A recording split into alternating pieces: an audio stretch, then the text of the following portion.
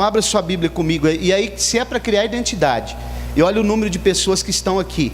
Eu sei, como já o presbítero Leandro falou, alguns estão doentes, outros estão trabalhando, né? E os outros, onde estão? Por que não vem aqui aprender a palavra de Deus? Aí eu fico, é uma incógnita isso para mim, eu não consigo entender, né? Vamos ler a palavra de Deus na segunda carta do apóstolo Paulo a Timóteo, capítulo 3, do 14 ao 17. Hoje é o segundo item do nosso cremos.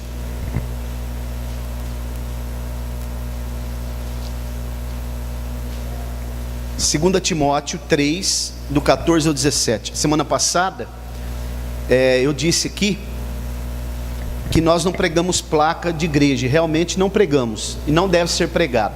Mas nós temos que ter uma identidade. Onde é que nós servimos a Deus? Na Assembleia de Deus. Logo, precisamos saber o que é que nós cremos. E aí eu disse aqui, vai conversar com um adepto de qualquer seita que você quiser. Pergunta para ele, o que você crê? Na hora ele vai te responder, senta aqui que eu vou te falar o que eu creio.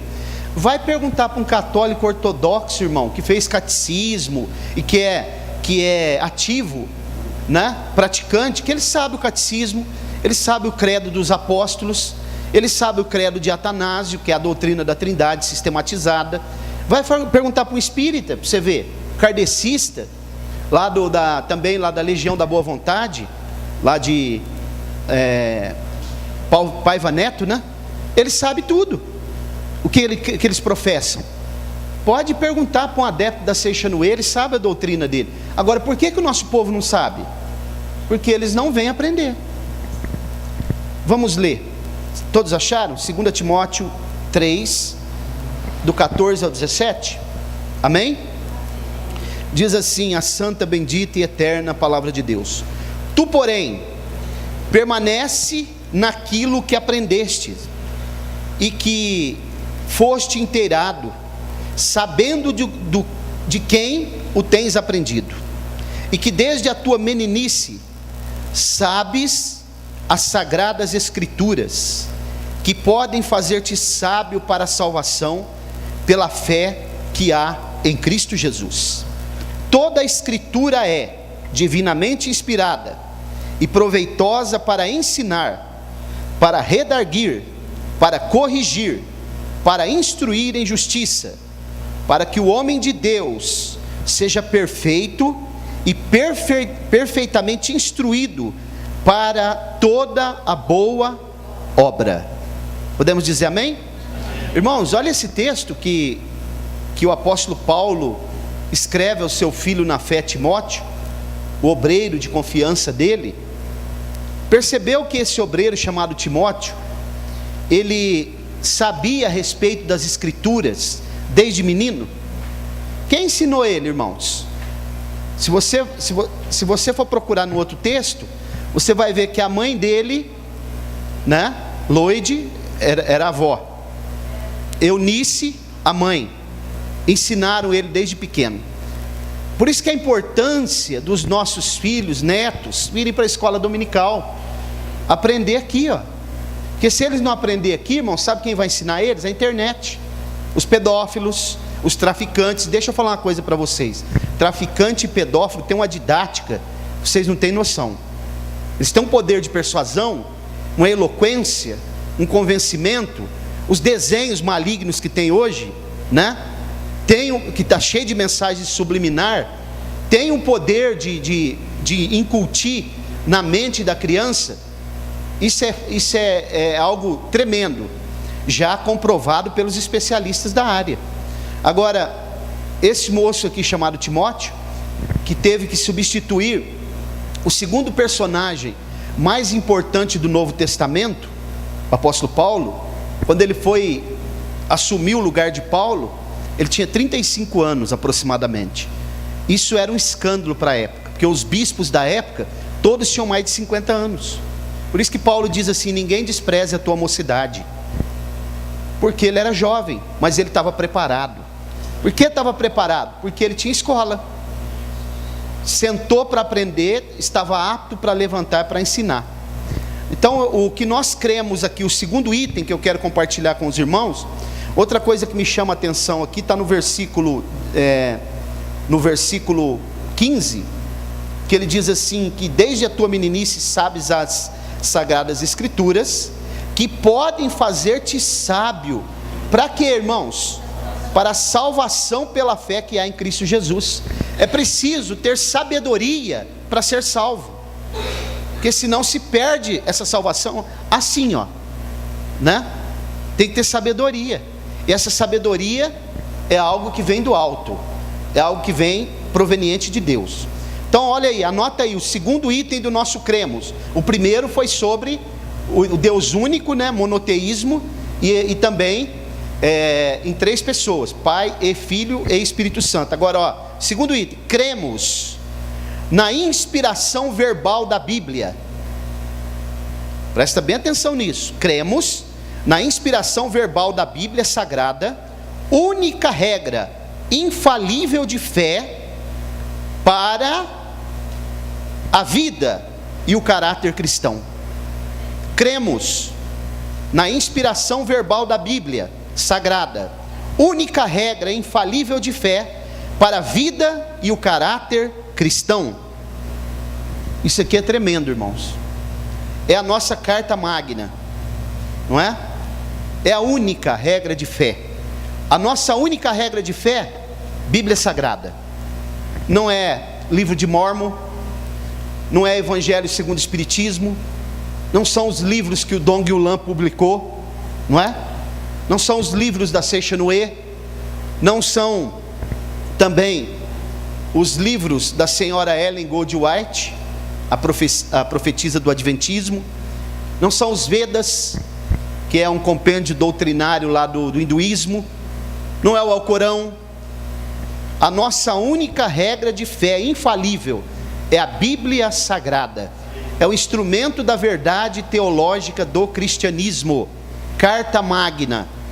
Se não fosse escrituras, irmão, para doutrina, para ensino, e vocês perceberam que o versículo 16, ele diz que toda a escritura, ele está inserindo aqui, está agregando o Antigo e o Novo Testamento. Toda a escritura é divinamente inspirada e proveitosa para ensinar, não só para ensinar, para redarguir. Sabe o que é redarguir? É quando você corrige alguém com argumento sólido. Hoje eu estava dizendo para o Danilo que essas pessoas que utilizam a crítica textual no sentido contrário à Bíblia, pejorativo, tem até um cidadão que escreveu um livro que o título do livro é Deus é um delírio. É um ateu, né?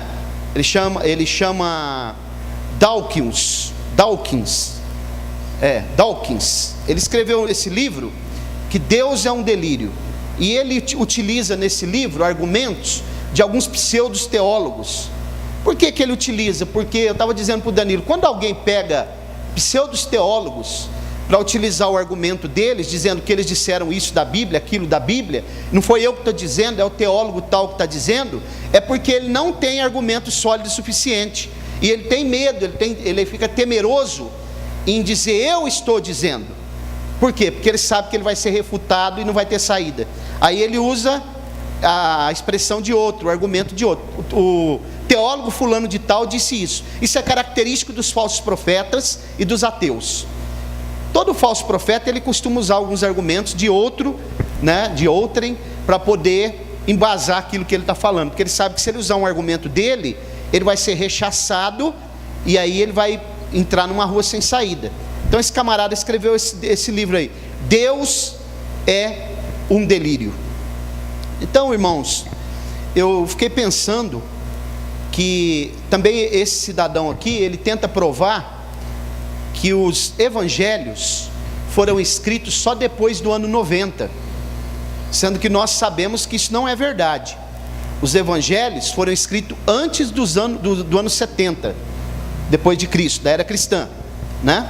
E uma outra coisa que me chama a atenção, porque o que nós vamos estudar aqui agora, a partir de agora, e só esse item aqui vai requerer algumas terças-feiras, é que, por exemplo, Lucas, quando ele começa a escrever o Evangelho, os irmãos sabem que Lucas, ele não era judeu, ele era um grego, né? Ele era o moço, o servo de Paulo. Ele se converteu aproximadamente ali pelo ano 60, lá na cidade de Troade, naquela passagem que Eutico cai da janela ali, e não sei se o chamaram pelo fato dele ser médico, mas o fato é que ele se converteu ali por ver a ressurreição de Eutico. Ali foi a conversão de Lucas. É a teologia lucana, chamada assim lucana, de Lucas, mesmo que ele era um moço de Paulo, um servo de Paulo, mas ele tinha sua teologia própria. Os irmãos já perceberam como que ele começa tanto o Evangelho como o livro dos Atos dos Apóstolos, que foi ele que escreveu. O único livro histórico do Novo Testamento é o livro dos Atos dos Apóstolos. Embora os evangelhos tenham narrativas históricas, mas é evangelhos, né? E ele começa o Evangelho e começa também os Atos dos Apóstolos citando um personagem literário chamado Teófilo. Ó excelentíssimo Teófilo, né? Depois, sabe o que ele vai fazer? Ele vai citar autoridades da época, Herodes, ele vai citar Augusto César, que Jesus nasce no reinado de Augusto e morre no reinado de Tibério. Ele vai citar censos da época.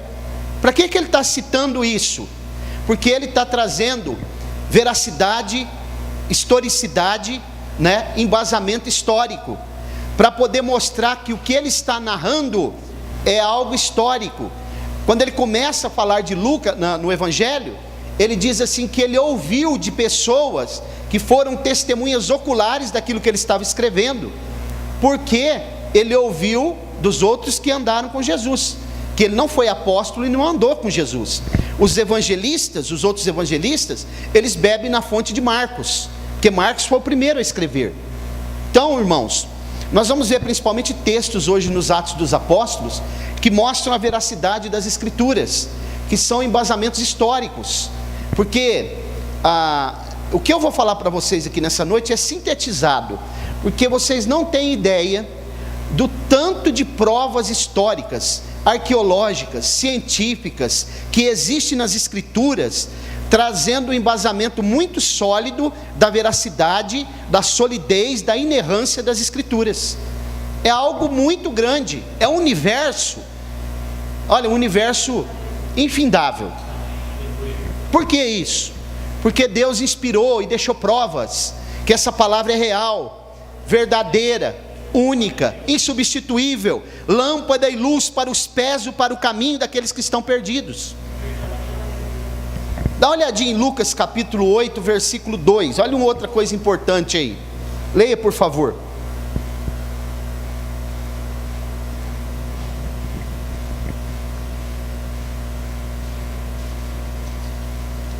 Oito, 2.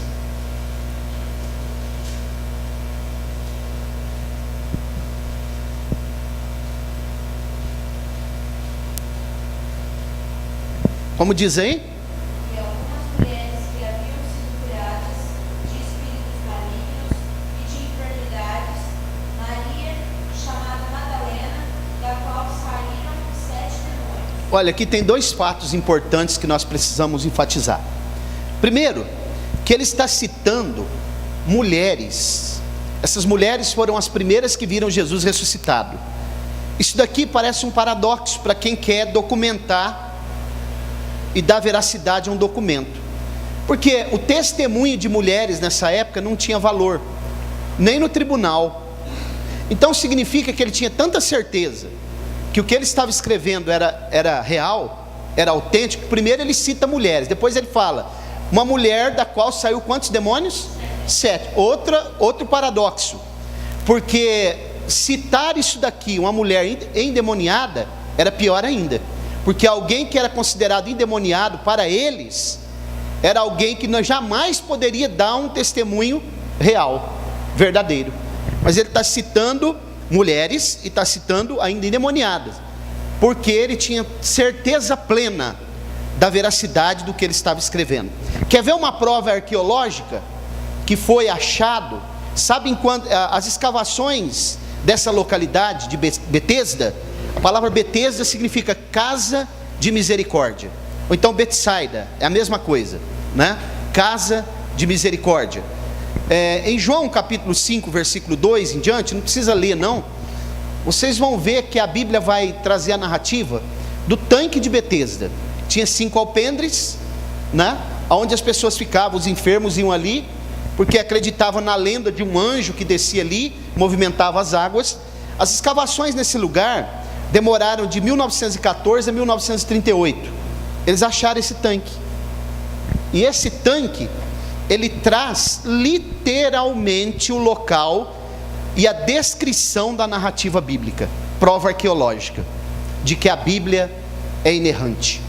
Então eu tenho uma notícia para vocês que vieram aprender a palavra de Deus nessa noite.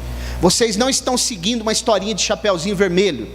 Vocês não estão trilhando um caminho proposto por um livro escrito por um filósofo. Vocês não estão seguindo um drama de novela, uma trama escrita por um escritor de novela. Vocês estão seguindo uma escritura que foi inspirada pelo único Deus, o Deus verdadeiro, o Deus real, Criador dos céus e da terra, Criador do ser humano, que é a coroa da sua criação, e que tem a direção certa para você e para a sua família. Glória a Deus.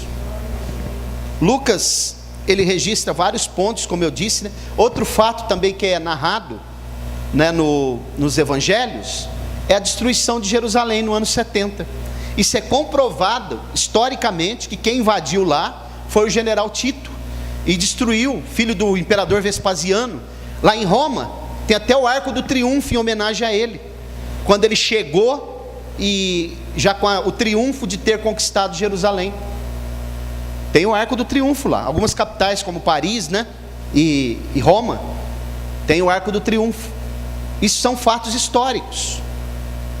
E Daniel, irmãos, profetizou isso, essa entrada, essa invasão do general Tito, no capítulo 9 de Daniel, o versículo 27, está profetizado, de um príncipe que havia de vir e destruiria a cidade.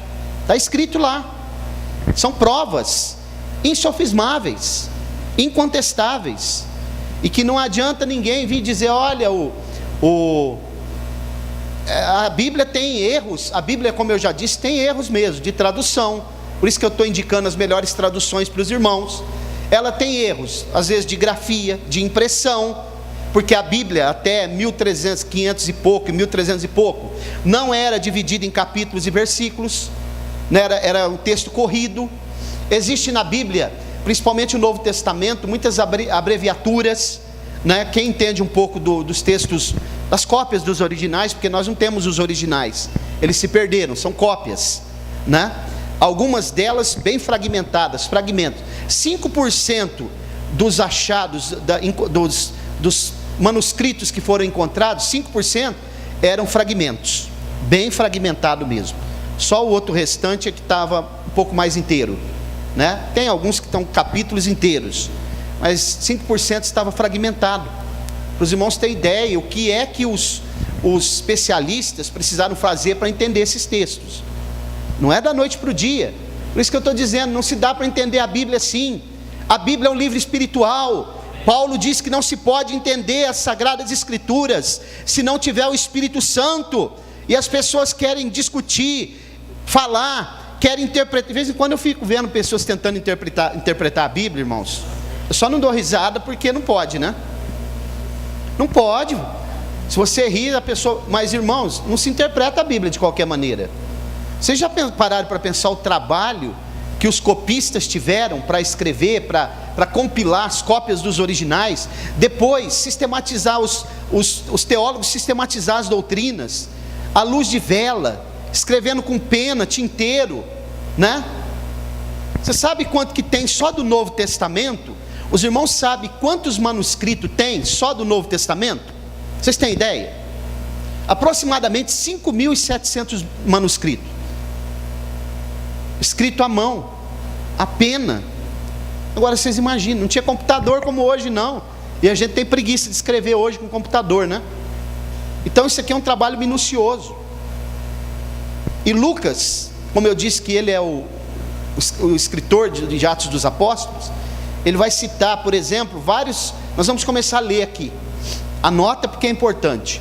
Alguns sinais, alguns textos que têm eventos históricos, provas históricas, da veracidade, geográficas, da veracidade da Bíblia. Por exemplo, nós vamos ler um texto aqui, que fala da travessia natural entre dois portos. Meus irmãos sabem que os homens inventaram travessias artificiais, né? As eclusas, por exemplo, o porto de... a travessia, o canal do Panamá, é artificial isso daí. Eles fizeram, os homens fizeram. Deu um trabalho danado, né? Hoje já tem túnel que liga o canal da Mancha lá, acho que é subterrâneo, por baixo do mar, na Europa, né? Então os irmãos percebam isso. Agora isso aqui que Lucas vai citar, isso aqui é a travessia que existia natural entre um porto e o outro. Leia comigo, Atos dos Apóstolos 13, versículo 4 e 5. Eu vou ler com vocês aqui.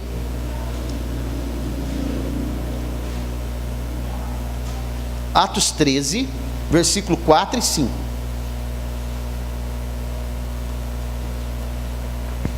Olha que interessante.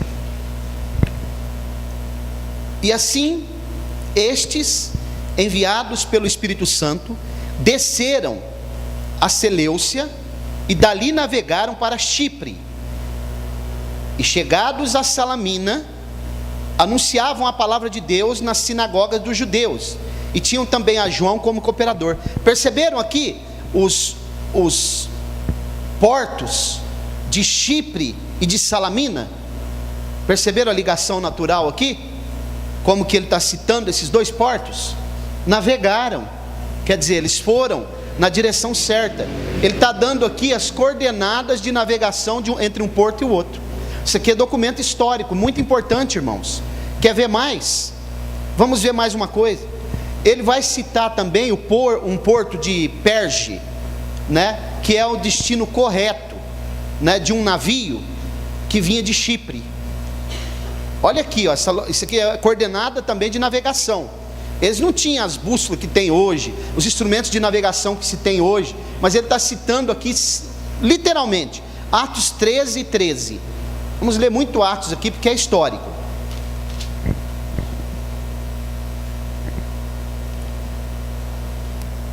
Olha como diz aí: e partindo de Pafos, Paulo e os que estavam com ele chegaram a Perge, da Panfilha.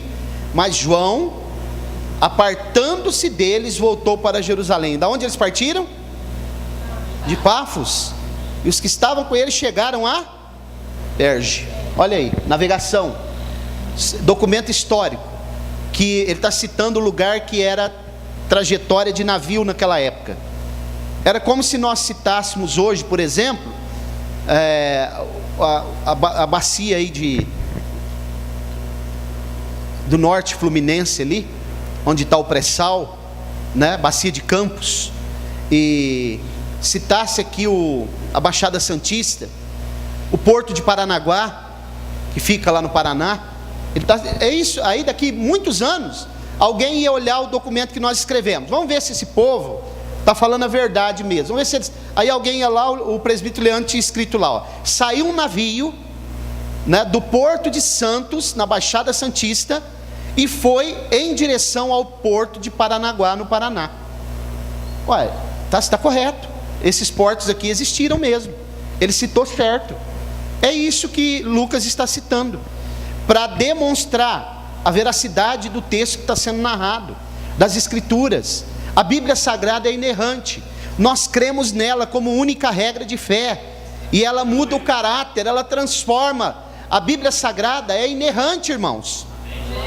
Vocês já assistiram um vídeo do pastor Gesiel Gomes, que é o príncipe dos pregadores? A senhora assistiu e ficou admirada, irmã Dirce, que o filho dele, acho que é bodas de ouro que ele está fazendo, e o filho dele, que também é pregador, começou a citar as Escrituras, e foi citando a Bíblia Sagrada. Eu aprendi com o senhor, ele falando para o pai dele, que a Bíblia é inerrante, que a Bíblia é transformadora, que a Bíblia é renovadora, que a Bíblia ela é infalível, que a Bíblia é indescritível. E ele vai usando adjetivos, e ele fica mais de meia hora citando os adjetivos sobre a Bíblia.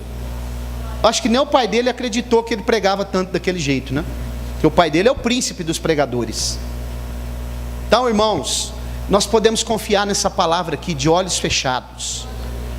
Isso que o presbítero Leandro falou de volta de Jesus vai acontecer. Jesus vai voltar. E está muito próximo. Você sabia que a Bíblia, o profeta Zacarias, no capítulo 9, versículo 9, profetizou literalmente a entrada triunfal de Jesus em Jerusalém, uma semana antes dele ser morto? Que ele ia montado num jumentinho, filha de jumento. O capítulo 49 do livro do Gênesis, também foi profetizado que ele entraria montado no jumentinho, filho de jumenta. Está escrito. Miqueias também profetizou. Quer ver mais uma prova? Lucas também em Atos, ele vai citar o nome Listra, e a língua que se falava nesse lugar que chamava Listra. Sabe que língua que falava lá? Não era o inglês, nem português, nem árabe, nem hebraico, nem grego. Leia aí, Atos dos Apóstolos 14. Leia o versículo 6 e o versículo 11, por favor.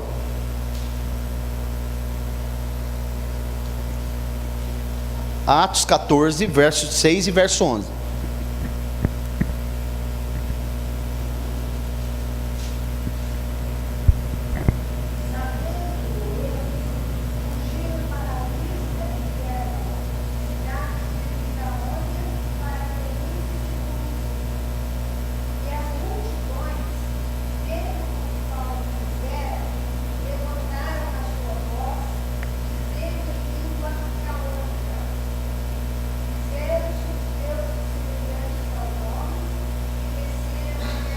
Licaônica é a língua que se falava lá em Listra. Aí, irmãos, eu pergunto para vocês: tem que se conhecer alguma coisa ou não?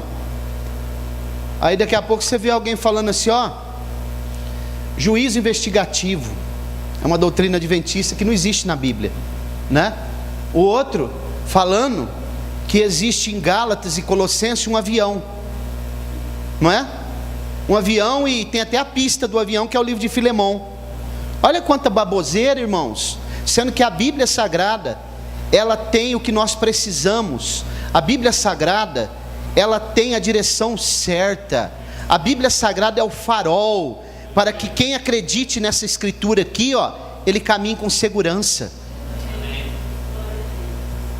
Não seria tão bom, irmão, se tivesse repleta essa igreja hoje, pessoas aprendendo essa palavra, sabendo que nós podemos confiar na Bíblia, né? E nós vamos estudar alguns dias esse tema aqui, porque eu quero desconstruir algo que está sendo muito falado nas redes sociais agora por último, de que a Bíblia foi mudada pelos bispos católicos, a Bíblia foi adulterada. Nós vamos trafegar pelo caminho que os pais da igreja fizeram, e os teólogos, e depois os concílios, para ver se realmente tem embasamento histórico, verídico, científico, se eles realmente tiveram a audácia de mudar a Bíblia, sendo que Deus é soberano. Nós estamos colocando em xeque, essas pessoas estão colocando em xeque a soberania de Deus. Deus jamais permitiria que aquilo que Ele inspirou, revelou ao coração dos homens, para ser a direção certa nessa terra, fosse adulterado.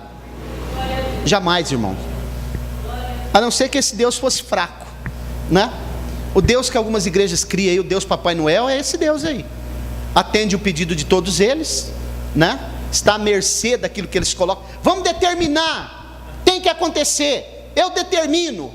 Esse Deus é um fantoche, uma marionete na mão deles, porque ele faz aquilo que eles querem.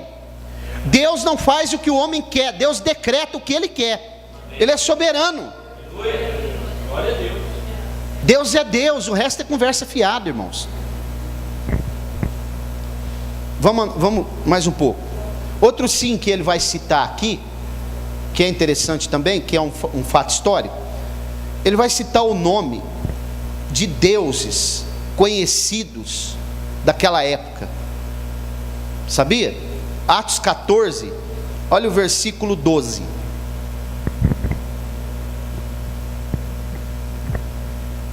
Como que diz aí? E chamavam Júpiter e Bernabé, e Mercúrio a Paulo, porque este era o que falava. Júpiter. E o outro, como que chama? Na verdade eles estão usando aí, a tradução que eles estão usando aí, quem acreditava em Júpiter e em Apolo, né? E Mercúrio, eram os romanos. Porque na verdade o que eles estão citando aí no texto original é o deus Zeus. Ele está citando, é dos gregos, é os deus Zeus.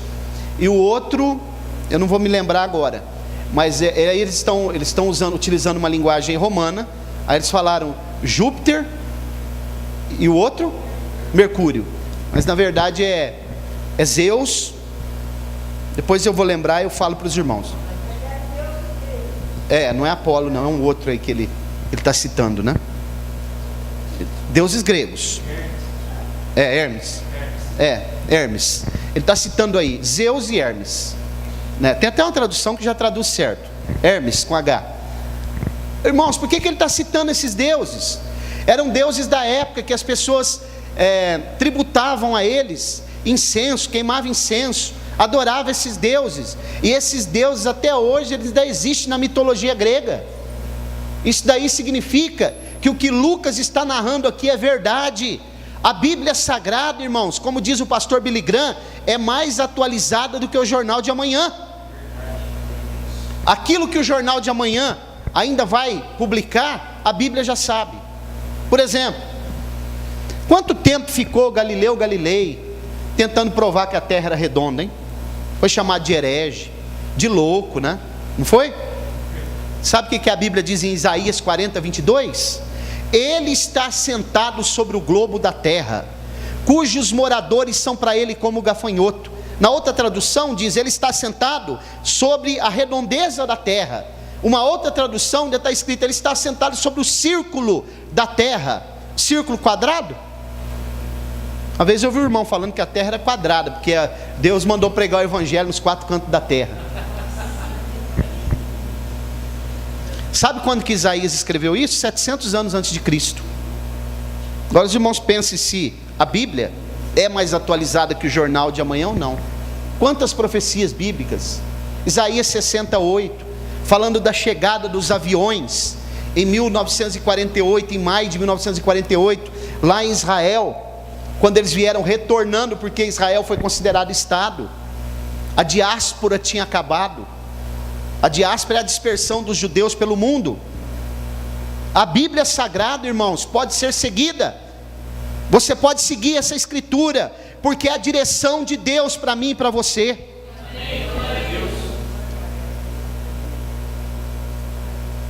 Sabe também o que Lucas vai citar? Ele vai citar a grafia certinha do nome da cidade onde ele se converteu. Troade. Atos 16, 8, vamos ler. Isso também no texto original, porque eu já conferi.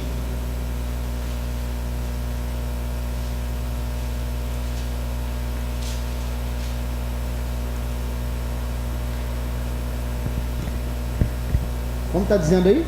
Tendo passado por Mísia, desceram a Troas.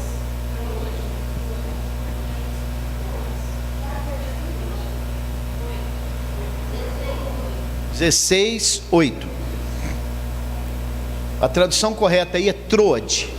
Troade. Tem algumas traduções que está Troas, mas na verdade ele citou aqui a grafia correta do nome Troade. Outra coisa que ele cita corretamente, a localização de um rio próximo à cidade de Filipos, na Macedônia. Vocês sabem como que chama esse rio? Atos 16, 13. Lucas citou por quê? Está dando a localização certa, perto da cidade de Filipos. É como se eu chegasse, estivesse ensinando alguém lá para o estado de Minas. Alguém que parou aqui, eu falar para ele, ó, quando você chegar em Colômbia, a cidade de Colômbia, você vai passar uma ponte, tem o Rio Grande. Quando você passar a ponte do outro lado é a cidade de Planura, primeira cidade já do Triângulo de Minas. Então você pode ir tranquilo, porque você está quase lá. Ele está citando o rio aqui. Leia aí.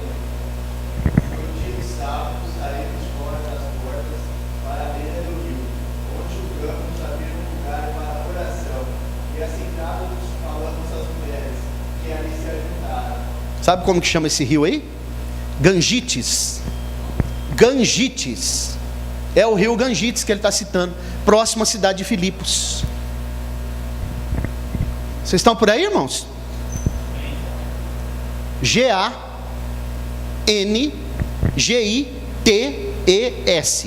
Gangites. Vocês estão por aí? Dá para dar um glória? Está percebendo o que é a Bíblia Sagrada, irmãos? Sabe o que ele cita também? Lucas.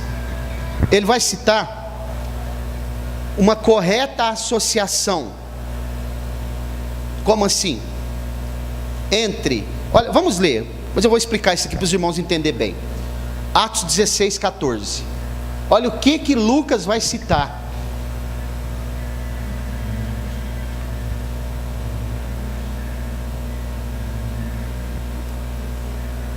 Como diz? Uma certa mulher chamada Lídia, vendedora de puro, da cidade de Tiatira, e que servia a Deus, nos ouvia, e o Senhor lhe abriu o coração para que estivesse atento ao que Paulo disse. Para que Lucas vai citar? Ele não podia ser citado só uma mulher chamada Lídia. Por que ele está citando que ela era de Tiatira e vendedora de púrpura? Porque ele está fazendo uma associação correta entre Tiatira ser um centro de tinturaria na época, onde se vendia tinturas. Púrpura é uma tintura, né? Não é um pano não, igual eu vi um cidadão pregando que era um tecido, viu? Era uma tintura, e muito bem elaborado e caro para a época. Então Tiatira era um centro de tingimento da época. Ele está citando o nome dela, está citando a cidade que ela era, para fazer uma associação correta de que a cidade de Tiatira era verdadeiramente uma cidade de tinturaria. É como se eu dissesse assim, ó, quando eu estava lá no Rio de Janeiro, me perguntaram, não, onde o senhor é? Falei, de Colina. Onde é isso? Falei, já ouviu falar de Barretos? Ah, festa do peão. Sei. Pronto. Aí falei para o outro, Ribeirão Preto, Califórnia brasileira. Ele falou, sei. Está vendo, irmãos, as associações? É isso que Lucas está fazendo. Dá para confiar nas escrituras ou não? Outra coisa que ele vai citar, leia aí, Atos 16, 22.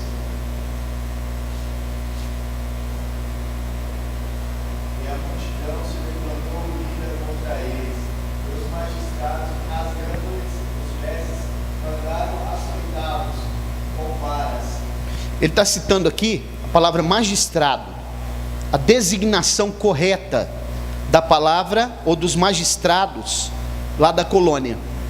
E ele vai usar aqui justamente no texto original a palavra certinha para magistrado. Ele vai usar a palavra politarques, com CH, politarques, magistrados.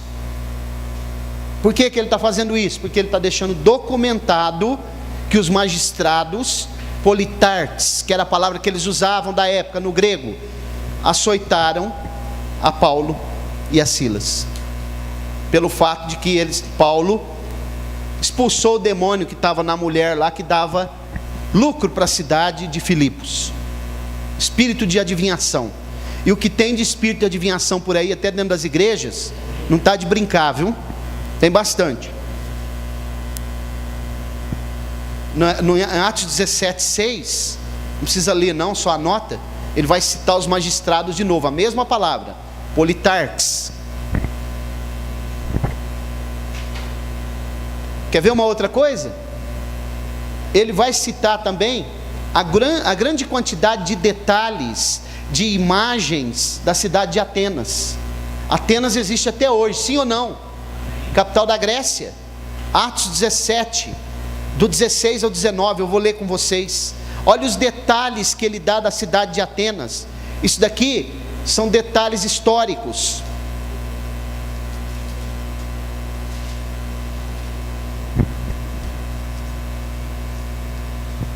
Atos 17, a partir do versículo 16, ó.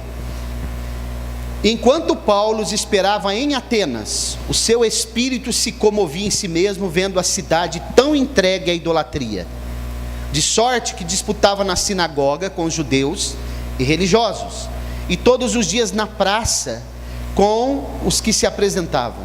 E alguns dos filósofos epicureus e estoicos, olha que ele está citando filósofos da época, contendiam com ele.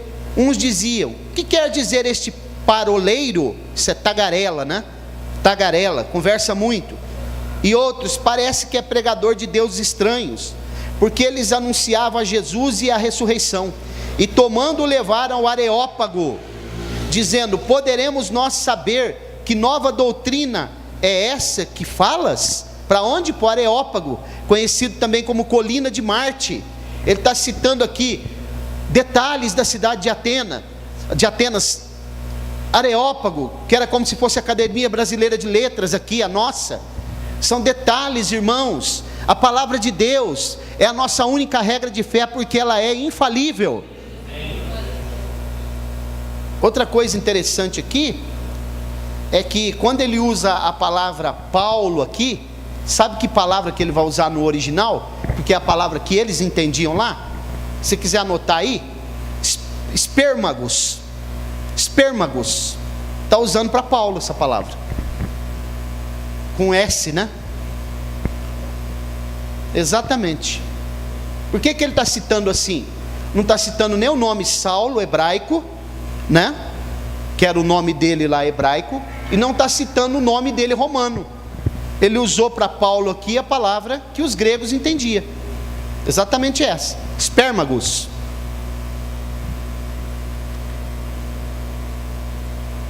E esse Areópago era uma corte que ficava em Atenas. Aí ele vai usar essa palavra Areópagos, né? Aeros, pagos no grego, separado. Nós falamos Areópago no português. Aeros, pagos, grego. Está citando a língua que eles utilizavam na época, minuciosamente, para mostrar que a Bíblia realmente tem a veracidade insofismável. Para que o senhor está ensinando isso, pastor Mauro? Porque é necessário a gente saber. Para quando alguém vir falar para você: a Bíblia é errada, a Bíblia foi adulterada, a Bíblia não é confiável, como os espíritas dizem. Tiraram os livros apócrifos, tiraram os deuterocanônicos, tiraram os pseudepígrafos. Você já sabe que os 66 livros é o que precisamos, que é o inspirado. Glória a Deus. Olha Atos 17, 23. O que ele vai citar agora? A palavra no grego aí, agnosto, theos.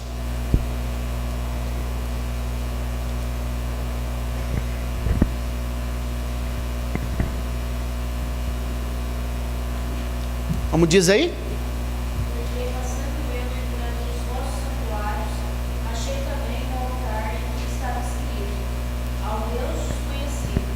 Esse, pois, que vós honrais, não conhecendo, é o que eu vos anuncio. Olha aí, irmãos.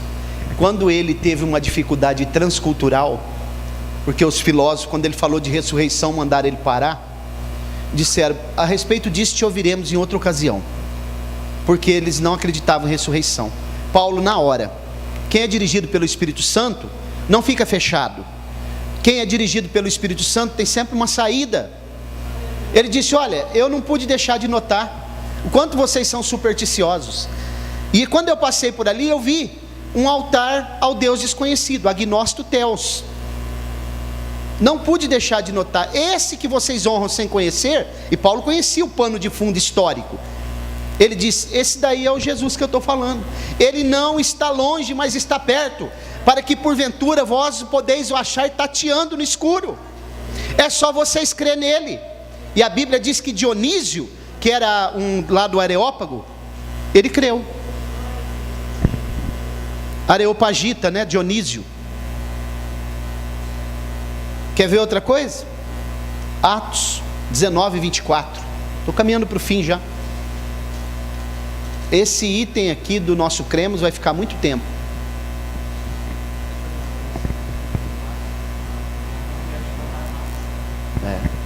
Damares. Como diz aí, irmãos?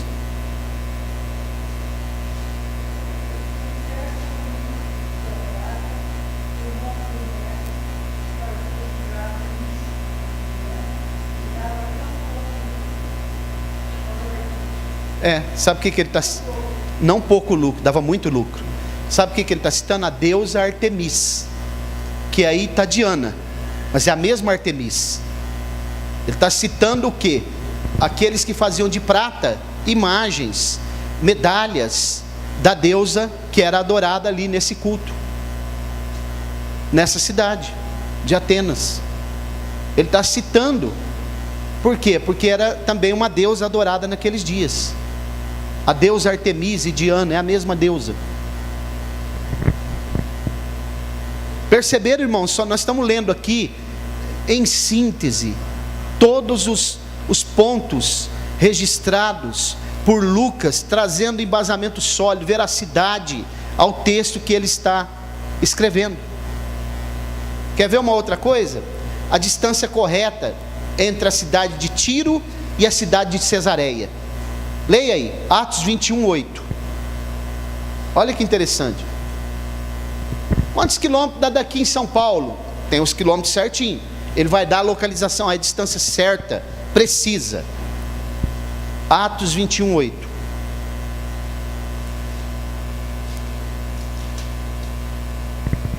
Vou ler aqui.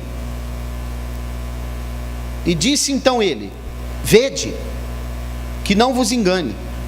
Aliás, estou lendo outro texto aqui. É Atos 21:8. Preste bem atenção nesse texto.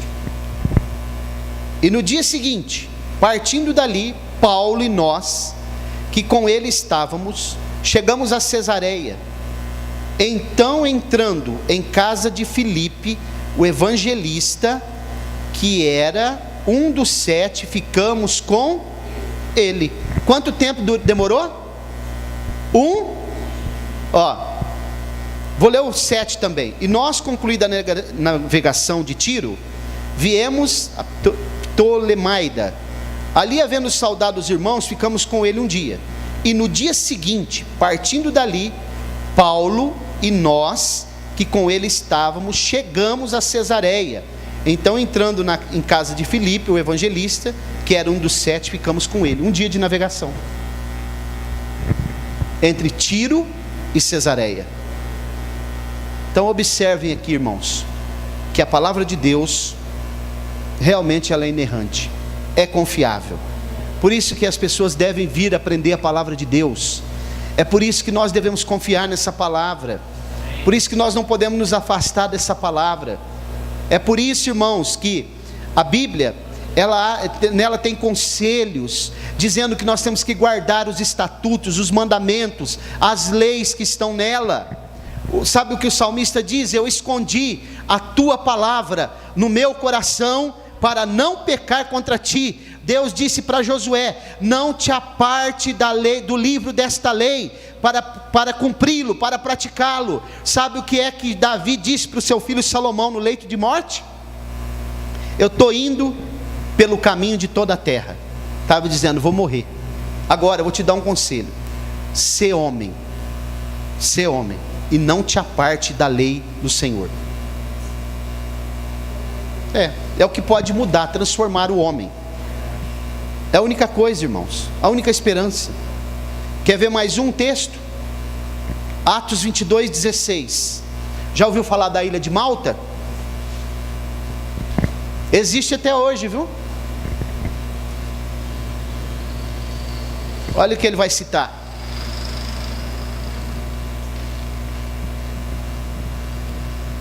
Como diz? E agora, por que te detens? Levanta-te e batiza-te, por lava os teus pecados, invocando o nome do Senhor. Não. Aliás, é 27:16.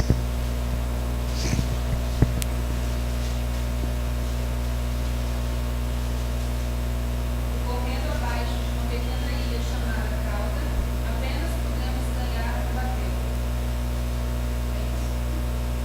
Como está escrito aí? Cauda?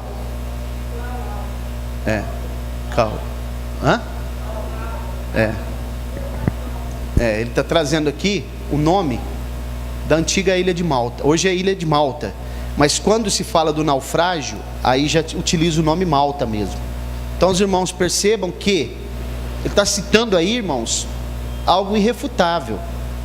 Os pesquisadores, os arqueólogos, né, aqueles que pesquisam, os geógrafos, podem ir lá e ver, comparar com o que está na Bíblia e comparar a localização geográfica. Mais uma coisa, nós já estamos terminando. Você sabe como que eram as velas dos navios naquela época da navegação? Não era igual essas velas de hoje. Só podia se navegar numa direção. Olha Atos 27, 15, o que Lucas vai narrar?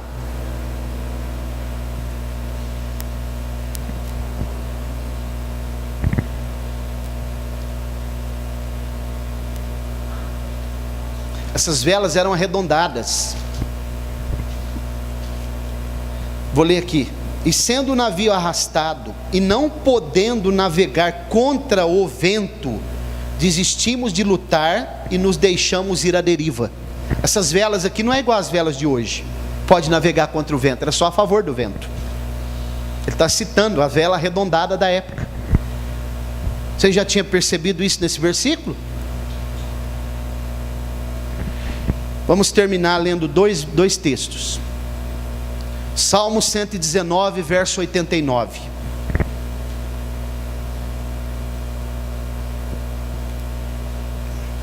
Vocês estão por aí, irmãos? Dá um glória. Amém, glória a Deus. Salmo 119, verso 89.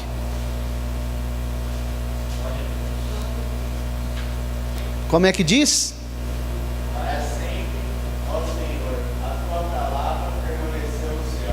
Para sempre, ó Senhor, a tua palavra permanece. Aonde? No céu. Não é em qualquer lugar, irmãos. Não é na mão dos críticos, dos ateus, não é na mão dos filósofos, não é em qualquer lugar. A palavra de Deus permanece no céu, por isso ela é inerrante, infalível.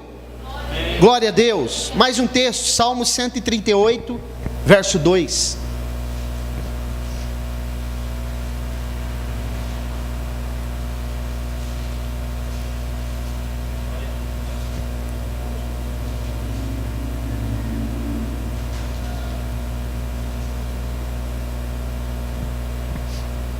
Pode ler.